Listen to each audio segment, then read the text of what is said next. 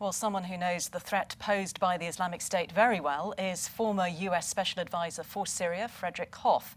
He is currently at the Atlantic Council's Rafik Hariri Centre, and he joins us now. Thank you very much indeed for coming. It's my pleasure. Now, we just heard Marie Harf say there that this is a limited military operation.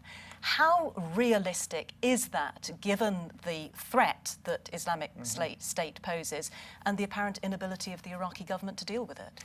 I think in terms of this particular military mission, which is aimed at providing some humanitarian relief, protecting Americans in Erbil, but more importantly than that, restoring a sense of momentum to Kurdish forces.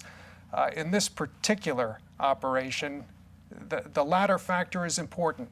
When the Kurds have the momentum, when they're pushing these ISIS or ISIL forces out of these areas, I think at that point, American aviation assistance can probably cease. Some might say that this was a long time coming.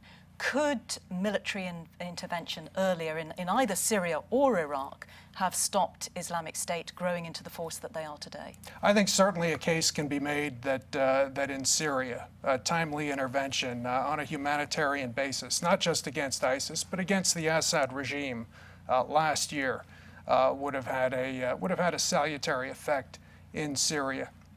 In Iraq, the problem is a little bit different.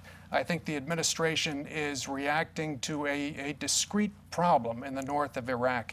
In the balance of Iraq, much depends on an Iraqi government coming together that is inclusive, that can basically end this state of Sunni Arab disenfranchisement in Iraq, that is giving this terrorist organization a great deal of room to run. How much support do they actually have, though, among Muslims?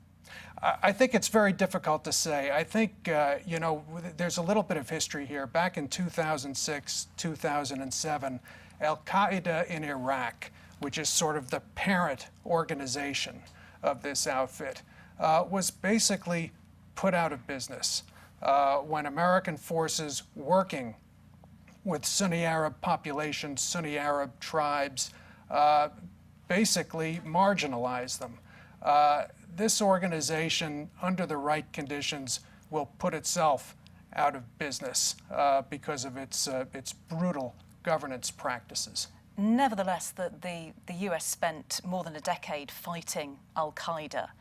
Could this organization become an equivalent threat to US interests or eventually to the US itself? It is an equivalent threat in many respects, given its territorial scope. It's transcended the threat that was once posed by Al-Qaeda in Iraq. In addition to jeopardizing the lives of literally millions of people in both Iraq and Syria, according to our intelligence community, it could pose ultimately the threat of transnational terrorism in the neighborhood, in Europe, and with respect to the American homeland. Fred Hof, thank you very much indeed for joining me. Thank you for having me.